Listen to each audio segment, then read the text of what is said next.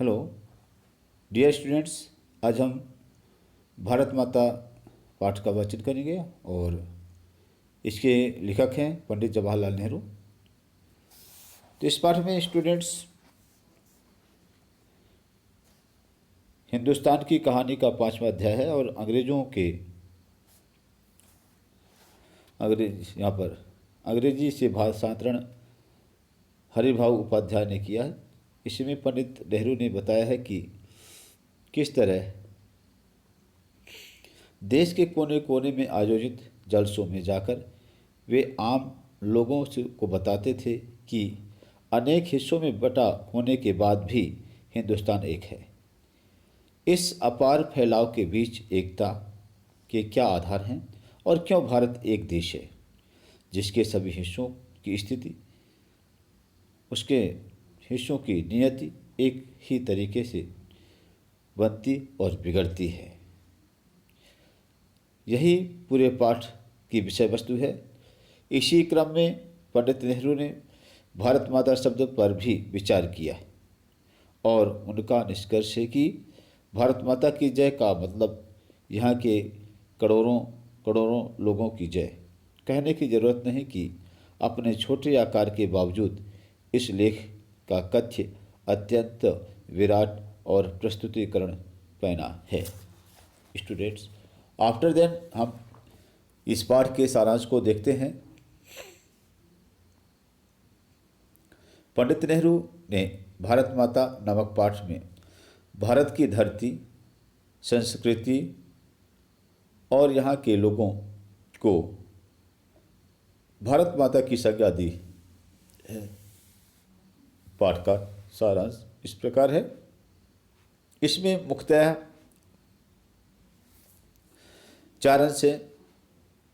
पहला तो किसानों से वार्ता, दूसरा विदेशी शासन की चर्चा, तीसरा भारत माता की जय के नारे का प्रश्न और चौथा भारत माता की व्याख्या कि भारत माता है क्या। इस पाठ में ये 4 बातें हैं। तो सबसे पहले हम पहली बात पर चलते हैं। पहली बात है किसानों से वार्ता।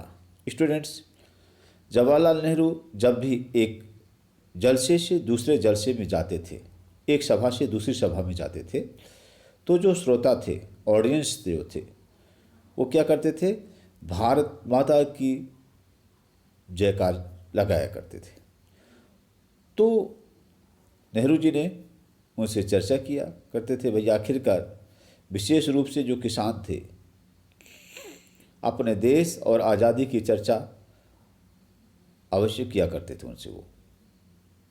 वे उन्हें बताते थे कि कैसे उत्तर से लेकर दक्षिण तक और पूरब से लेकर पश्चिम तक पूरे हिंदुस्तान की समस्याएं एक हैं। वे उन्हें खैबर दर्रे से लेकर के कन्याकुमारी तक का हाल बताते थे और कहते थे कि देश के सभी किसान उसके एक से सवाल करते हैं, गरीबी, कर्ज, पूंजीपतियों का शोषण, जमींदार महाजन, कड़े लगान, सूदखोर, पुलिस के अत्याचार और विदेशी शासन, यही उनकी समस्याएं थी। नेहरू जी ने कोशिश की कि भारतवासी पूरे हिंदुस्तान के बारे में सोचें तथा विदेशी शासन से छुटकारा पाएं। विदेशी शासन की चर्चा में जवाहरलाल नेहरू अपने बातचीत में चीन है, स्पेन है,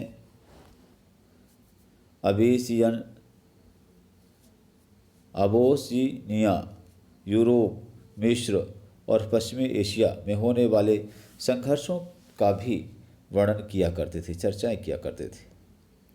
वे उन्हें रूस में हो रहे परिवर्तनों तथा अमेरिका की उन्नति के बारे में भी बताते थे।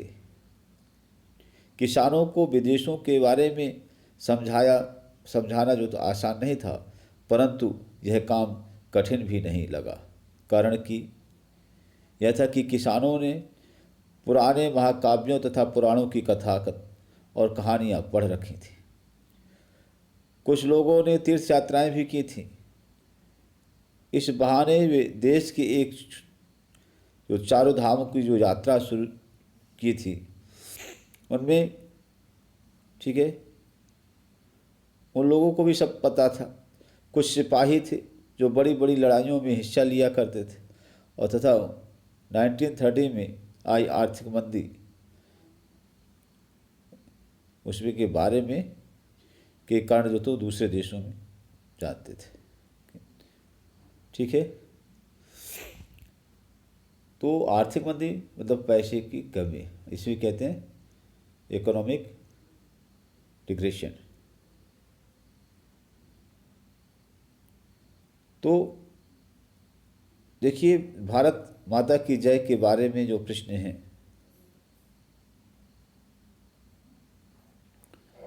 तो भारत माता की जय,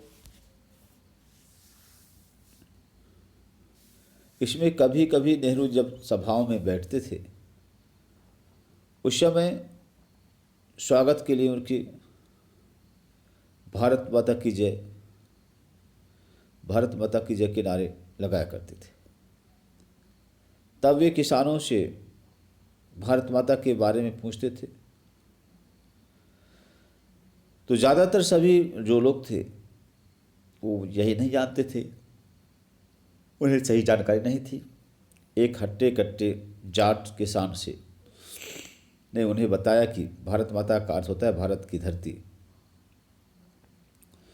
तब नेहरू जी उससे पूछते हैं कि कौन सी धरती, उसके गांव की धरती, जिले की, सूबे की या पूरे देश की धरती। इस प्रश्न का पर किसान फिर से हैरान हो जाता है और उत्तर नहीं दे पाता।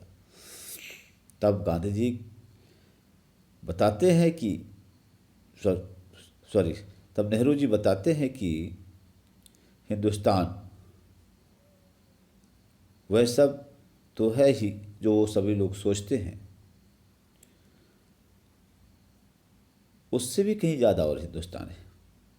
यहाँ की नदी है, पहाड़ है, जंगल है, खेत है, और जो करोड़ों भारतीय हैं मिलकर के जब वो भारत माता की जय कहते हैं, इसका मतलब यह हुआ कि इन सभी की जय, स्वयं की भी जय, भारत माँ के जो सभी करोड़ों जो तो निवासी हैं उन सभी की जय। और जब वे स्वयं को भी भारत माता का एक अंग समझने लगते थे ऑडियंस, तो क्या है, उनकी आंखों में चमक आ जाती थी। इस पाठ की समरी कुछ इस प्रकार है स्टूडेंट्स। पाठ बहुत छोटा है लेकिन बातें बहुत बड़ी हैं, और इसी तारतम्य में अब हम इस पाठ के क्वेश्चन और आंसर्स में देखते हैं। क्वेश्चन आंसर्स में स्टूडेंट्स,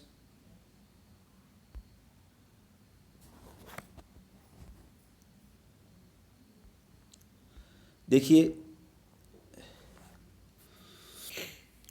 पहला प्रश्न है कि भारत की चर्चा नेहरू जी कब और किससे करते थे। तो भारत की चर्चा नेहरू जी जनसभाओं में किसानों से करते थे, और वहाँ पर जो भी ऑडियंस होते थे उनसे किया करते थे। नेहरू जी भारत के सभी किसानों के से कौन सा प्रश्न बार बार करते थे।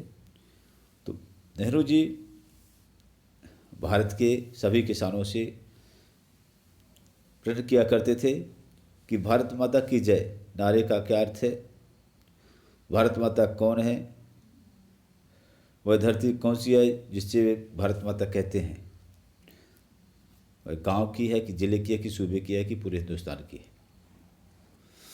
अगला क्वेश्चन है, दुनिया के बारे में किसानों को बताना नेहरू जी के लिए क्यों आसान था। दुनिया के बारे में किसानों को बताना नेहरू जी के लिए इसलिए आसान था क्योंकि वे देश विदेश के बारे में विभिन्न बातें करते थे, ठीक है, और जानते भी थे। वे भारत के पुराणों और महाकाव्यों को पढ़कर के भारत के नगरों से परिचित हो चुके थे, लंबी यात्राएं की थीं,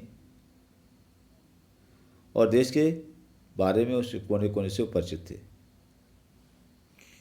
अनेक सैनिकों ने विश्व युद्ध के दौरान विदेशों में जाकर के युद्ध किया था और विदेशी नौकरियां की थीं। किसान तीसरे दशक में छाई विश्वव्यापी आर्थिक मंदी से भी परिचित थे। अगला है किसान सामान्यतः भारत माता का क्या अर्थ लेते थे। तो किसान सामान्यतः भारत माता का अर्थ भारत की धरती से लेते थे। भारत माता के प्रति नेहरू जी का क्या अवधारणा है उसकी। तो भारत माता के प्रति नेहरू जी की यह अवधारणा है कि भारत की जो नदियां हैं, पहाड़ हैं, जंगल है, खेत है, सारी धरती है और यहाँ पर रहने वाले सभी जो करोड़ों लोग हैं, ये सब भारत माता के अंग हैं। इन सब के योग का नाम ही भारत माता है। आज़ादी से पूर्व किसानों को किन किन समस्याओं का सामना करना पड़ता था। आज़ादी के पूर्व किसानों को निम्नलिखित समस्याओं का सामना करना पड़ता था। गरीबी है, कर्जदारी है,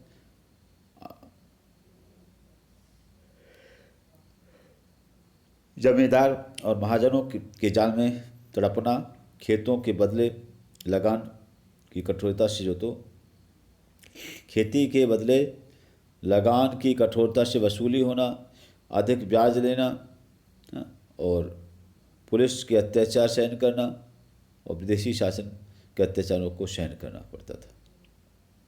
आज़ादी से पहले भारत निर्माण को लेकर के नेहरू जी क्या सपने थे, इस कथन पर आज़ादी के बाद से साकार हुए तथ्य पर चर्चा करना है।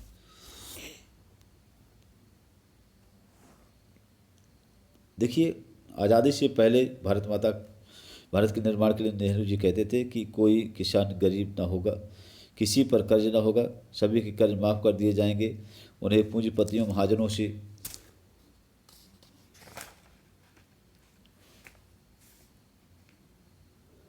के शिकंजे से छुड़ाया जाएगा और उनसे लगान वसूली करने और ब्याज वसूली करने से भी नरमी बरती जाएगी।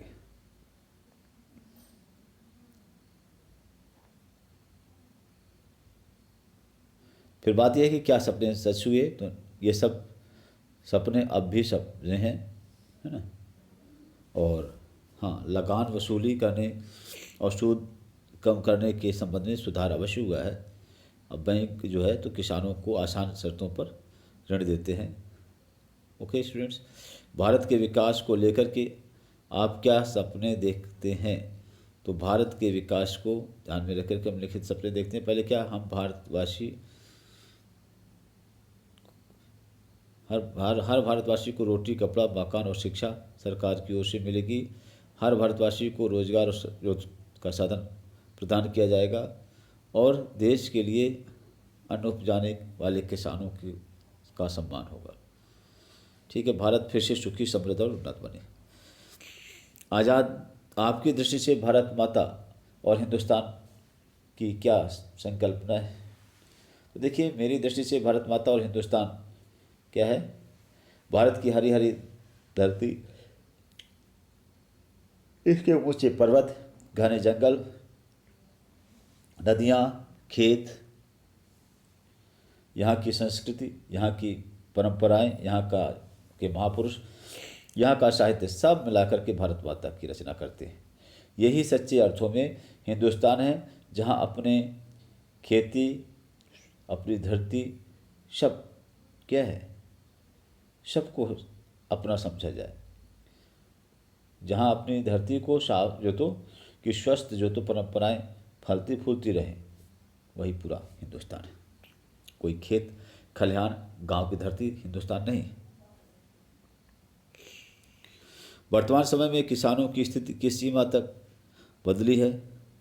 तो वर्तमान समय में किसानों की स्थिति एक सीमा तक ही बदल गई है।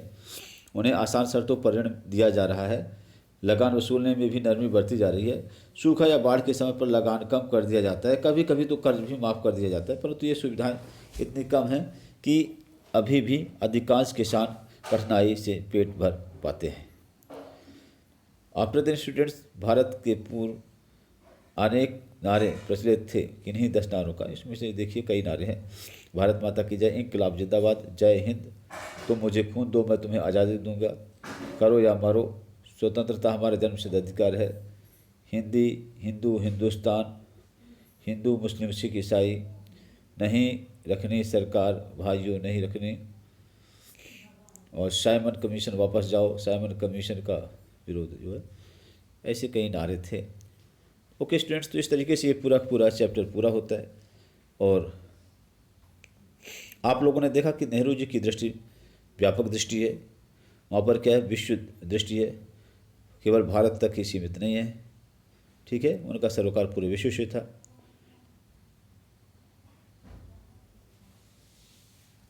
ओके, तो ये लेसन काफ़ी छोटा है, इसे तैयार कर लीजिए।